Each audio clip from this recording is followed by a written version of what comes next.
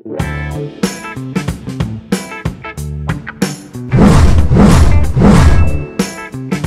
this lecture, magbibigay tayo ng sample problem on double-rotted differential leveling. So actually, galing na to sa textbook ni Juni Pilapilapot, no, na Elementary Surveying 3rd edition. So para talaga to sa mga walang copy ng book, pero dun naman sa may copy ng book, basahin niyo lang to dun sa topic na differential leveling, no, yung double-rotted leveling. And kung gusto niyo naman na makikita niyo talaga kung paano isolve yung sample problem, so yun, pwede rin to sa inyo na lecture. No?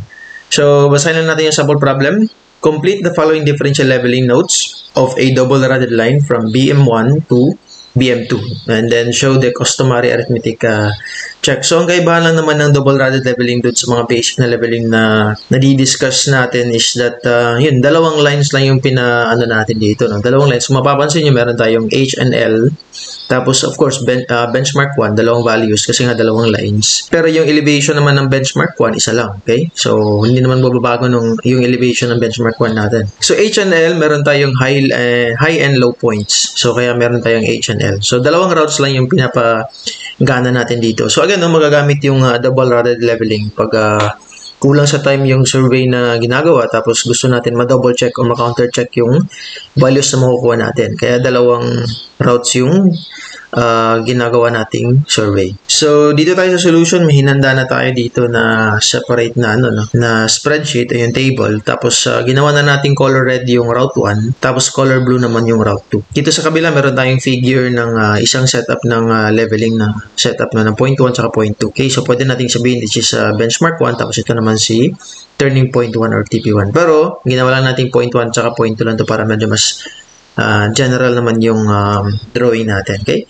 So, ang gagawin natin dito, basic lang din, no? Pareho lang din dun sa mga previous na leveling na equations natin, na kung gusto natin kunin si HI, yun pa rin, no? HI is equivalent to yung elevation 1 natin plus yung backside ng point 1. Tapos, kukunin naman natin si elevation 2, HI lang, minus yung foresight ng second point. So, ganun pa rin yung, ito pa rin yung equation na susundan natin. So, HI is equivalent to E1 plus backside 1, tapos, para makuha natin si E2, sasubtract lang natin si FS2 galing dito kay HI. Dalawang routes yung susolve natin, tapos i-check natin using yung arithmetic check na medyo iba din dito sa double-rotted leveling. Okay? So, simulan na natin. For HI na red, we have 205.549. That's E1 plus 1.964. 207.513. So, yun yung HI ng BM1 para sa route 1. Tapos, subtract lang tayo ng foresight na 1.04 or 1.104. 207.513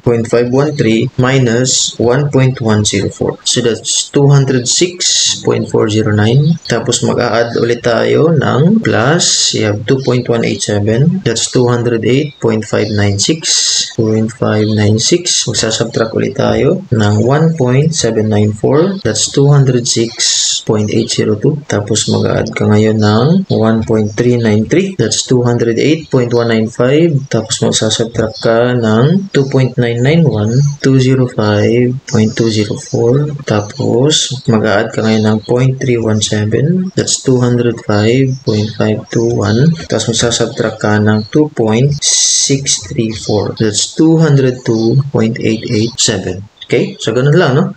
Dito naman tayo sa blue. We have 205.549 plus backside na 1.964. Siyempre, pareha lang yan na value. No? 207.513. Tapos, magsasubtract tayo ng foresight, which is 1.549. That's 205.964. Mag-add ulit tayo ng backside, which is 2.629. That's 208.593. Sasubtract tayo ng 2.202. 206. 6.391. Mag-add ulit tayo ng backside, which is 1.780. So, ulit-ulit na yung gagawin natin dito. That's 208.171. Pwede nyo i-pass forward kung ayaw nyo. Kung nabubore kayo. Pero ganito lang talaga yung gagawin natin. Mas okay din na mag-practice kayo ng para pag sa exam, hindi kayo malito. Tapos, backside naman, which is 741. That's 205.497. Or yan. Tapos, lastly, meron tayong foresight na 2.6 863.863. So that's 202.863. Kung mapapansin nyo, dalawa yung values natin for elevation ng benchmark 2. So, ibig sabihin, yung final na elevation ng benchmark 2 is just average lang na dalawang values na to. So, we have, sulat na lang natin, BM2 is equivalent to average. So, we have 202.887 plus 202.863 divided by 2. That's 202.875 meters. Kasi naka-meters lahat yung values natin. Okay? Tapos, next na solve natin is i-sum up natin sa backside. So, summation of backside is just equivalent to, sum up natin lahat yan, 1.964 plus 1.964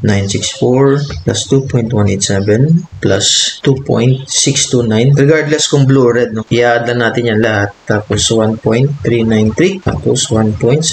Tapos, plus 1.317 and 0.74. 12.975. Dito naman tayo sa summation of foresight. Regardless pa rin, no? Kung red or blue, i-add lang natin yan lahat. So, 1.104 plus 1.549 plus 1.794 plus 2.202 plus 2.991. Tapos, we have 3.415 plus 2.634 plus 2.634. 18.323. So, yan na yung summation natin ng backside at foresight. Dito naman tayo sa arithmetic check. AC na lang yung gagawin natin. AC, meaning arithmetic check. So, ito ay, di ba kanala din sa single rod na leveling natin, we have summation of backside minus summation of foresight. It's just equivalent to BM2 minus BM1. Same lang din dito, no? Ang kaibahan lang, average na kasi dalawa yung routes natin, dalawa yung values natin for backside. I-average na natin yan, no? So, we have summation of backside minus summation of foresight over 2 kasi average. Tapos, yung BM2 naman natin is average na siya, no? Average na value ng BM2 minus yung elevation na BM1. So, dapat equal yung dalawang values na yan. So, check lang natin. So, we have summation of backside is 12.975 minus 18.323 divided by 2. This is equivalent to, we have, ito, no? Yung value na to. So, we have 202.875 minus yung elevation na original 205.549 meters. So, we have 12.975 minus 18.323 divided by 2. So, negative 2.674. Is it equivalent, no, dun sa 202.875 minus 205.549. Same, no? So, we have negative 2.674. Therefore, equivalent lang, no? So, ibig sabihin lang nito, hindi tayo nagkamali dito sa pag-compute natin dito sa plus minus lang yung ginagawa natin. Pero minsan kasi medyo, no, nakakalito kasing gawin yung computation kahit ganun lang kasimple. So, minsan, typo error. So, kailangan natin i-double check, no? Yun lang, no? So, kung kunin natin yung elevation, meron na tayong values ng elevation ng TP1, TP2, TP3. Tapos, i-average lang natin yan para makuha natin yung mga values ng elevation for specific points. Gaya ng ginawa natin dito sa benchmark 2. Okay? So, kasi yun naman talaga yung habol natin pag nagde-differential leveling. Makuha natin yung elevation ng mga succeeding points. Like, for example, dito, no? Given na meron tayong initial point. Okay?